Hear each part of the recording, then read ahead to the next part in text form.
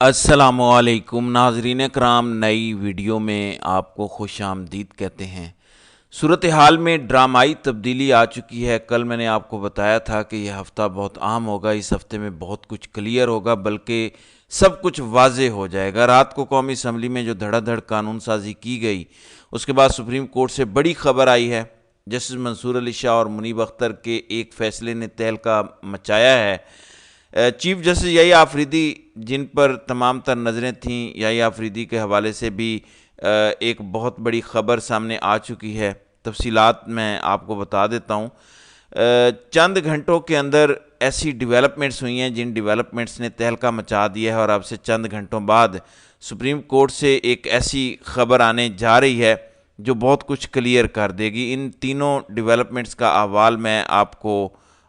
आगे चलकर बता देता हूं। पहले मैं यहां पर एक सवाल रखना चाहता हूं, और वो सवाल ये है कि क्या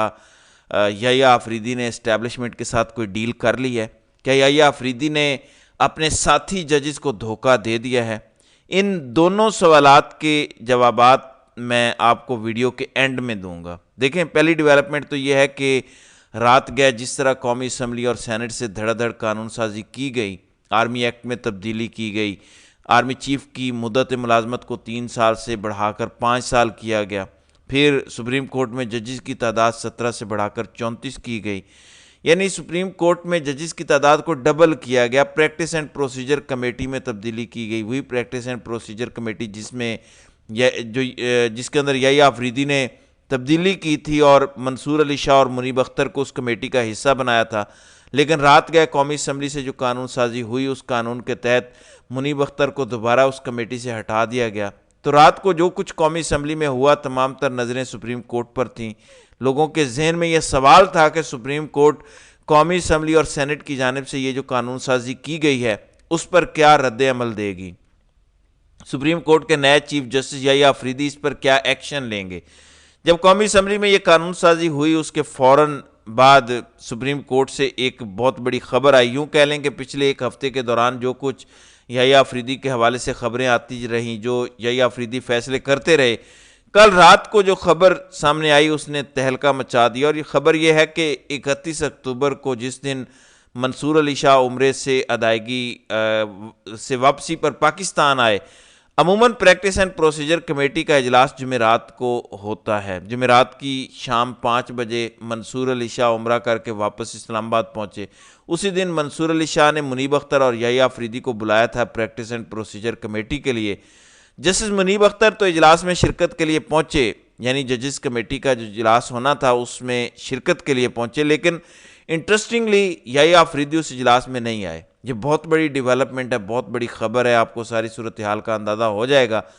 याहिया आफरीदी उस इजलास में नहीं आए तो ये खबर मिली कि मंसूर अली शाह और मुनीब अख्तर ने मुनीब अख्तर के चैम्बर में ही जजेस कमेटी का 2 रुकनी इजलास कर लिया। जाहिर है ये दोनों कमेटी के मेंबरान हैं, तो ये कोई भी इजलास कर सकते हैं, किसी भी इजलास को बुलाकर बेंचेस की तश्कील कर सकते हैं। जिस तरह काजी साहब ने जस्टिस अमीनुद्दीन खान को बिठाकर आर्टिकल 63A की नजरसानी दरख्वास्त वाला बेंच तश्कील दिया था, तो मंसूर अली शाह, मुनीब अख्तर, इन दोनों ने भी 2 रुकनी जजेस कमेटी का इजलास बुलाया और इजलास में ये फैसला किया कि 26वीं आईनी तरमीम के खिलाफ जो दरख्वास्तें आई हैं, 4 नवंबर को सुप्रीम कोर्ट का फुल कोर्ट इजलास बुलाया जाए और वो फुल कोर्ट इजलास ये तय करे कि 26वीं आईनी तरमीम के खिलाफ जितनी दरख्वास्तें आई हैं उन पर फैसला क्या सुनाना है, क्या उन पर समातें होनी हैं। इंटरेस्टिंगली जजेस कमेटी के इस इजलास के मीटिंग मिनट्स भेजे गए सुप्रीम कोर्ट के रजिस्ट्रार को, जिनको अभी हाल ही में याहिया आफरीदी ने तैनात किया। काजी साहब की जो रजिस्ट्रार थी गजीला साहबा, उनको हटा दिया गया और नए सुप्रीम कोर्ट में रजिस्ट्रार आ चुके हैं। इंटरेस्टिंगली 4 नवंबर को ना तो सुप्रीम कोर्ट का फुल कोर्ट इजलास हुआ और ना ही सुप्रीम कोर्ट के रजिस्ट्रार ने इस इजलास के मीटिंग मिनट्स जारी किए और ना ही इस इजलास में होने वाले फैसले से मुतालिक सुप्रीम कोर्ट की वेबसाइट पर अपडेट हुई।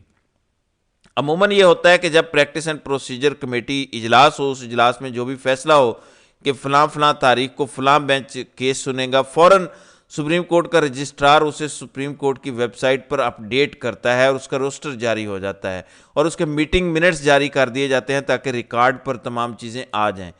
अब याहिया आफरीदी के लगाए गए सुप्रीम कोर्ट के रजिस्ट्रार ने ना तो सुप्रीम कोर्ट की वेबसाइट पर इस प्रैक्टिस एंड प्रोसीजर कमेटी के इजलास में ہونے والے فیصلے سے متعلق اپڈیٹ کیا اور نہ ہی اس کے میٹنگ منٹس جاری کیے، جس کے بعد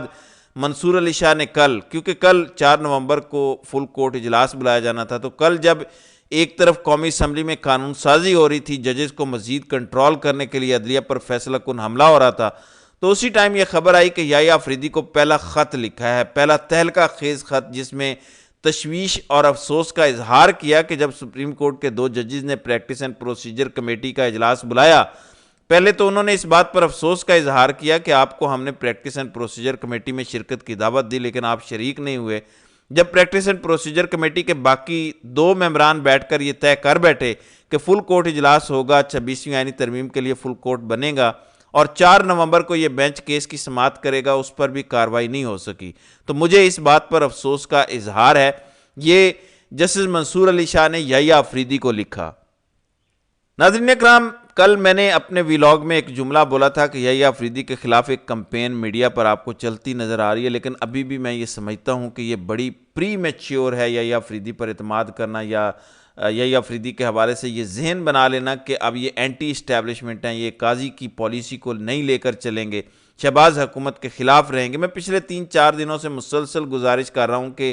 وہ تمام لوگ جو یحییٰ آفریدی سے اچھے کی توقع کر رہے ہیں، اس میں کوئی بری بات نہیں ہے، بالکل یحییٰ آفریدی سے اچھے کی توقع کرنی چاہیے، لیکن ابھی بہت ارلی ہے، اٹس ٹو ارلی ٹو سے اینی تھنگ، کہ یحییٰ آفریدی قاضی کی پالیسی کو لے کر نہیں چلیں گے، سپریم کورٹ کے ججز ڈٹ کر کھڑے ہو جائیں گے۔ گو کہ پہلے ہفتے میں یحییٰ آفریدی نے جو فیصلے کیے وہ بڑے اچھے تھے، لیکن جو خبر کل رات کو آئی جب قومی اسمبلی میں یہ بل منظور ہو رہے تھے، اس ٹائم جو خبر آئی کہ منصور علی شاہ تو پریکٹس اینڈ پروسیجر کمیٹی کا اجلاس بلانا چاہتے تھے، وہ تو 4 نومبر کو 26ویں آئینی ترمیم کے خلاف درخواستوں کو ٹیک اپ کرنا چاہتے تھے، لیکن یحییٰ آفریدی نے نہ تو پریکٹس اینڈ پروسیجر کمیٹی میں شرکت کی اور نہ ہی فل کورٹ بننے دیا۔ اس کا مطلب یہ ہے کہ کچھ تو ہے جس کی پردہ داری ہے۔ اب وہ 2 سوال جو میں نے شروع میں پوچھے تھے کہ کیا یحییٰ آفریدی نے اسٹیبلشمنٹ یا حکومت کے ساتھ مل کر کوئی ڈیل کر لی ہے، یا یحییٰ آفریدی اب خاموش ہو گئے ہیں، کیا یحییٰ آفریدی نے واقعی اپنے ساتھی ججز کو دھوکہ دیا ہے، تو آپ چند گھنٹے انتظار کر لیں، دیکھیں جو پچھلے چند گھنٹوں میں 2 ڈیولپمنٹس ہوئی ہیں، وہ دونوں ڈیولپمنٹس میں نے آپ کو بتا دی۔ پہلی ڈیولپمنٹ قومی اسمبلی میں اور دوسری ڈیولپمنٹ سپریم کورٹ میں ہوئی۔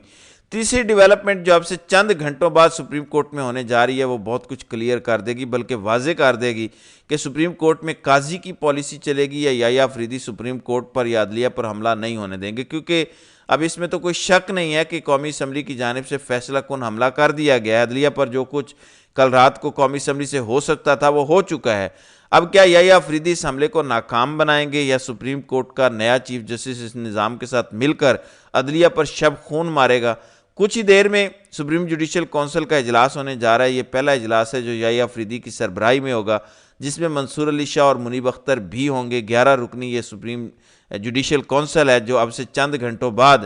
سپریم کورٹ میں بیٹھے گا۔ جو فیصلے اس سپریم جوڈیشل کونسل کے اجلاس میں کیے جائیں گے، جو بھی ڈیسیژنز لیے جائیں گے، وہ تمام تر سوالات کے جوابات دے دیں گے۔ یعنی یحییٰ آفریدی آئین کے ساتھ، قانون کے ساتھ، اپنے ساتھی ججز کے ساتھ کھڑے ہوں گے، یا یحییٰ آفریدی قاضی کی طرح اس نظام کے ساتھ کھڑے ہوں گے، یہ اگلے چند گھنٹوں میں کلیئر ہو جائے گا۔ سپریم جوڈیشل کونسل کا اجلاس ان تمام سوالات کے جوابات دے دے گا جو پچھلے 1-1.5 ہفتے سے گردش کر رہے ہیں۔ مجھے یاد ہے 21 اکتوبر کو یحییٰ آفریدی نامزد ہوئے، پہلے تو یہ کہا جا رہا تھا کہ یحییٰ آفریدی اس نظام کے سہولت کار ہوں گے کیونکہ نظام نے ان کو چیف جسٹس بنایا۔ پھر یحییٰ آفریدی نے جو چند بڑے فیصلے دیے انہیں دیکھتے ہوئے کہا گیا کہ شہباز حکومت کو کوئی سرپرائز ملا ہے۔ میں آج بھی اپنی خبر پر قائم ہوں کہ یحییٰ آفریدی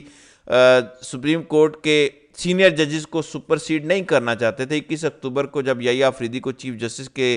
طور پر نامزد کیا گیا تو سب سے پہلے یحییٰ آفریدی نے منصور علی شاہ اور منیب اختر سے ملاقات کی، ان کی رائے لی۔ جب وہ ایگری ہوئے اس کے بعد یحییٰ آفریدی نے حکومت کو یہ کہا کہ وہ چیف جسٹس کا عہدہ سنبھالیں گے۔ میں اپنی اس خبر پر قائم ہوں کہ یحییٰ آفریدی سینئر ججز کو سپرسیڈ نہیں کرنا چاہتے تھے، لیکن جو کچھ پچھلے 24 گھنٹوں میں ہوا، جس طرح سے قومی اسمبلی سے قانون سازیاں ہوئیں، بل منظور ہوئے اور اس کے فوری بعد سپریم کورٹ سے یہ خبر آ گئی کہ یحییٰ آفریدی نے تو 26ویں آئینی ترمیم پر جو فل کورٹ بینچ منصور علی شاہ نے بنایا اس بینچ کی سماعت نہیں ہونے دی، سپریم کورٹ کے رجسٹرار نے میٹنگ منٹس جاری نہیں کیے، تو کچھ تو ہے جو پس پردہ چل رہا ہے جو نظر نہیں آ رہا۔ بہرحال اب سے کچھ گھنٹوں بعد یہ تمام تر سچویشن کلیئر ہو جائے گی، صورتحال سامنے آ جائے گی کہ یحییٰ آفریدی تاریخ کی درست سمت میں کھڑے ہیں. یحییٰ آفریدی بھی طاقتوروں کے ساتھ مل کر اس نظام پر، عدلیہ پر حملے کے لیے سہولت کاری کر رہے ہیں. بہت کچھ واضح ہو جائے گا، بس تھوڑا سا انتظار باقی ہے. تو ناظرین کرام، آپ کی اس ویڈیو کے حوالے سے کیا رائے ہے؟ آپ اپنی رائے کا اظہار کامنٹ سیکشن میں ضرور کیجئے گا.